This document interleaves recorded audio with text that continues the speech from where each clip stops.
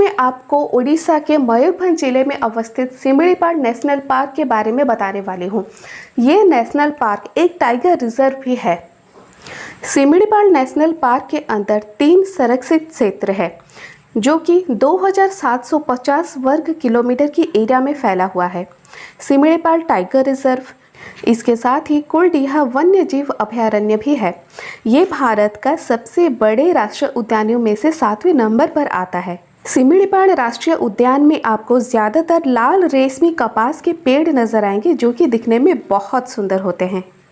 इस पार्क में आपको खूबसूरत झरने भी नजर आएंगे। सिमिलीपाल राष्ट्रीय उद्यान में आपको बहुत सारी ऊंची पहाड़ियां भी नजर आएंगी, विशाल जंगल नजर आएगा।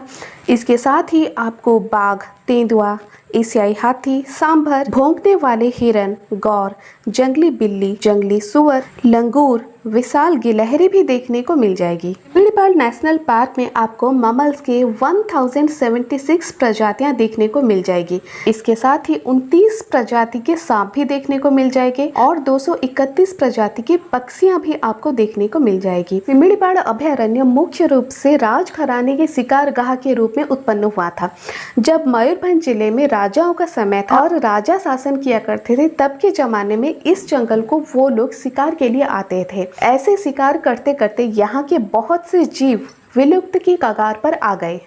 इसी कारण 1956 में इसे टाइगर रिजर्व के रूप में घोषित किया गया। लेकिन उड़ीसा सरकार ने 1979 में 2200 वर्ग किलोमीटर के इस एरिया को एक वन्यजीव अभयारण्य के रूप में घोषित किया था। भारत सरकार ने 1994 में इसे बायोस्फीयर रिजर्व के रूप में भी घोषित किया। 2009 को यूनेस्को ने बायोस्फीयर की अपनी सूची में इसे शामिल किया। इस सिमिलीपाल अभयारण्य के आसपास 61 गांव भी है जिनमें 10,000 लोग वास करते हैं। बस यही कारण है कि सिमिलीपाल को हमारे देश में 18 बायोस्फीयर में से एक का दर्जा प्राप्त है, लेकिन पूर्ण विकसित पार्क घोषित अभी तक नहीं किया गया है। अभी तक इस पार्क के आसपास गांव के लोग रहते हैं और जिन्हें वन्य जीवों से खतरा भी है, लेकिन वो अपनी ज़मीन छोड़ने को तैयार भी नहीं है। लेकिन सरकार कोशिश कर रही है क्योंकि उन्हें विस्थापित किया जाए और वन्य जीवों को पूर्ण रूप से संरक्षित किया जाए। मयूरभंज के सिमिलीपाल में लगी आग से सिर्फ वनस्पति और जीव जंतुओं को ही नहीं, बल्कि वहाँ रह रहे आदिवासी समुदाय को भी बहुत ज़्यादा खतरा हो रहा है, क्योंकि वो सारे आदिवासी जंगल पर निर्भर करते हैं। जंगल पर जाते हैं, जंगली लकड़ी चुनते हैं, यहाँ तक कि शहद का संग्रह भी करते हैं। इसके साथ ही जंगली मशरूम, फल, पत्ते ये सब तोड़कर वो बेचते हैं और अपना गुजारा करते हैं। क्योंकि ये आदिवासी जंगल पर पूरी तरह से निर्भर करते हैं, तो जंगल पर अगर आग लग जाएगी तो इनकी जीविका पर भी बहुत भारी नुकसान हो जाएगा। इसके साथ ही इनका यहाँ रहना भी मुश्किल हो जाएगा। यहाँ पर ज़्यादातर दिखने वाली एक जनजाति है जो कि लोढ़ा। लोढ़ा का मतलब है मछली का एक टुकड़ा। ये जनजाति मुंडारी भाषा कहती है।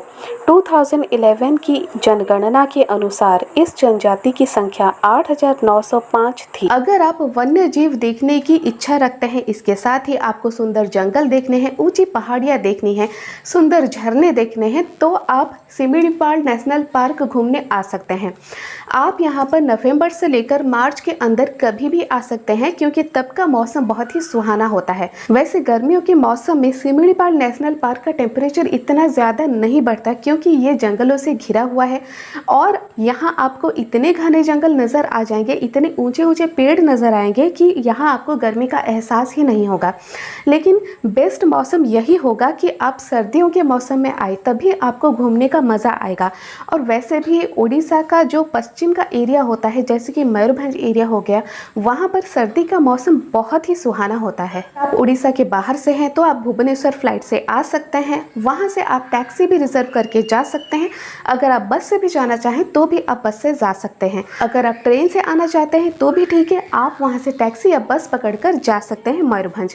अगर आप वाइल्ड लाइफ फोटोग्राफर हैं तब तो यहाँ ज़रूर आपको आना चाहिए, क्योंकि यहाँ पर आपको बहुत सारे वन्य जीव देखने को मिल जाएंगे, इतने घने जंगल देखने को मिल जाएंगे, इतने सुंदर झरने देखने को मिल जाएंगे कि आपका दिल ही खुश हो जाएगा और फोटो खींचते खींचते आपका समय कहाँ बीत जाएगा आपको मालूम भी नहीं पड़ेगा। तो दोस्तों, अगर आज का वीडियो आपको पसंद आए, एक लाइक ज़रूर कर दें, शेयर करें अपने दोस्तों के साथ, सब्सक्राइब कर दें मेरे इस चैनल को, ताकि आगे चलकर भी आप उड़ीसा के बारे में बहुत कुछ जान सकें।